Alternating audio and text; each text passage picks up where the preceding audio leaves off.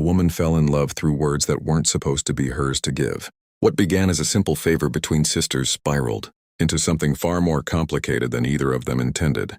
Louisa Bellamy, anxious and self-conscious about her own writing, asked her younger sister Iris to help, just with the wording of her replies to a rancher's matrimonial notice from Wyoming Territory. It's a small, almost mundane request, the kind of favor sisters do for each other without thinking twice. But favors like this rarely stay small, and this one didn't either. Within a few exchanges, Iris wasn't polishing sentences anymore. She was writing entire letters, filling pages with her own thoughts, her own humor, her own honesty, all under a name that wasn't hers. What makes this more than a simple case of ghostwriting is the emotional current running underneath it.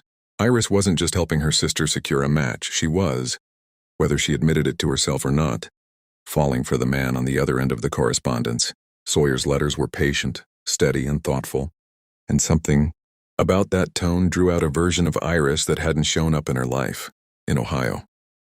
She found herself rereading his replies before even showing them to Louisa, holding certain lines back, treasuring words that were technically meant for someone else.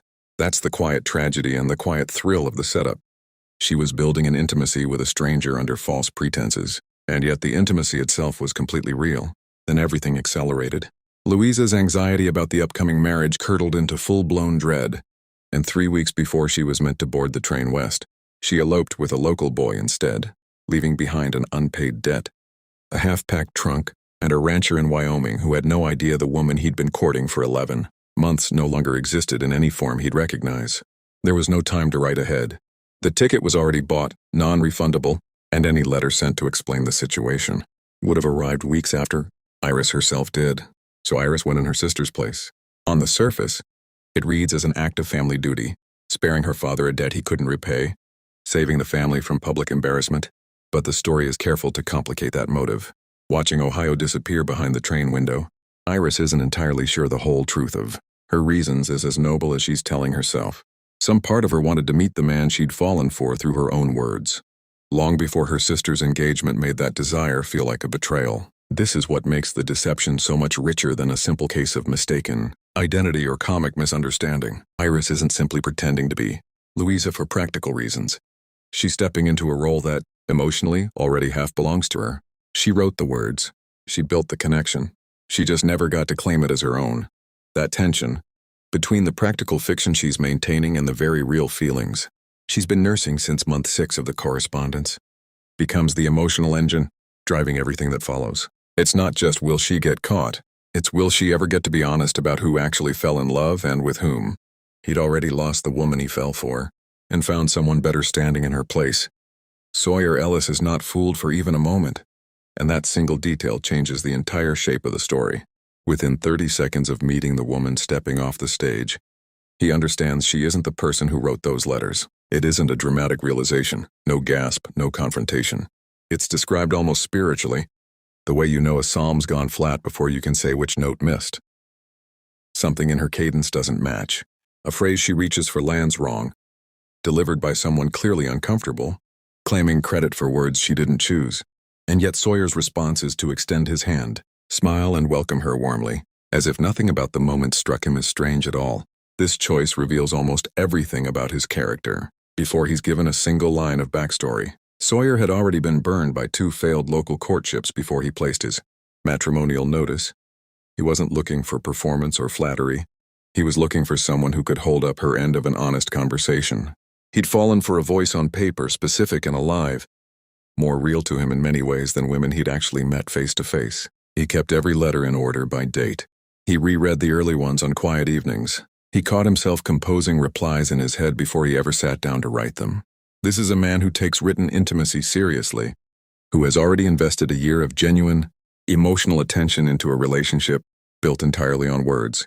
So when the woman in front of him doesn't match those words, he has every right to feel deceived, embarrassed, even angry. Instead, he makes a decision in about 10 seconds. He'd rather find out the truth slowly and correctly than humiliate a clearly frightened woman on his own front step before they've exchanged more than a greeting. Whatever the explanation turns out to be, he reasons shame isn't going to improve it. That's a remarkably mature response for a story set in a genre that often rewards dramatic confrontation.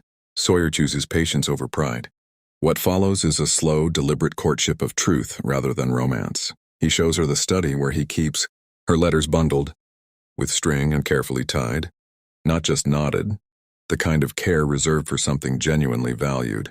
He tests her gently and repeatedly, mentioning a joke from an early letter and watching for recognition, quoting a line back to her, mid-conversation to see if she finishes the thought the way she once wrote it. She passes more of these tests than she fails, which only confirms what he already suspected.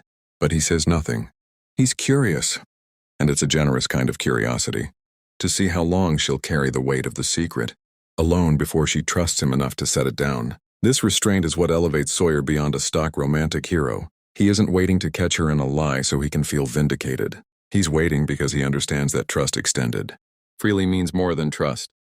Extracted through confrontation, when he finally does raise it, gently, with the porch step line about her letter once wondering whether to trust a stranger across the country owing it isn't an accusation, it's an invitation. He's been holding the door open for months, letting her decide when to walk through it. That patience becomes the emotional foundation the entire relationship is eventually built on. Just when Iris and Sawyer have settled into something resembling peace, the story introduces its real external threat. Cyrus Wexford, a rival rancher who has spent 2 years trying to pry the water rights to Sawyer's north section away from him. Wexford isn't a cartoonish villain. He's something more unsettling. A man who treats blackmail with the same flat practicality he'd bring to a cattle deal. When a business contact mentions offhand that the real Bellamy girl eloped with a local boy back in Ohio, it takes Wexford exactly one afternoon to connect the dots to the woman keeping house at the Ellis ranch. He doesn't gloat or threaten violence. He simply walks in and makes an offer. Sell him the water rights and he'll forget what he knows. Refuse and the whole town learns the truth from a man with every incentive to make it sound as ugly as possible. This is where the story pivots from a slow burn romance into a test of character under pressure. And it's Iris, not Sawyer, who initially wants to capitulate. Her instinct is self-sacrifice. Give Wexford what he wants, because whatever it costs, Sawyer is less than what it will cost her. Reputation, if the truth comes out as scandal. It's a believable, sympathetic response from someone who has spent months living with quiet guilt. But Sawyer refuses, and his reasoning is the sharpest insight in the whole script. Handing Wexford the water rights doesn't protect her. It teaches him that blackmail works. He'll simply return within the year with some new piece of leverage. The only way to permanently disarm a blackmailer is to remove the thing he's holding over you, the secret itself. So Sawyer makes a bold, almost theatrical decision. Rather than let Wexford control the narrative, he'll tell the entire county the truth himself in his own words. At the most public event available, the new grain depot's dedication, 10 days away. It's a calculated risk. Iris warns him that even truth delivered honestly can get twisted. Some in town will hear it and choose to remember only the scandal, not the honesty behind it.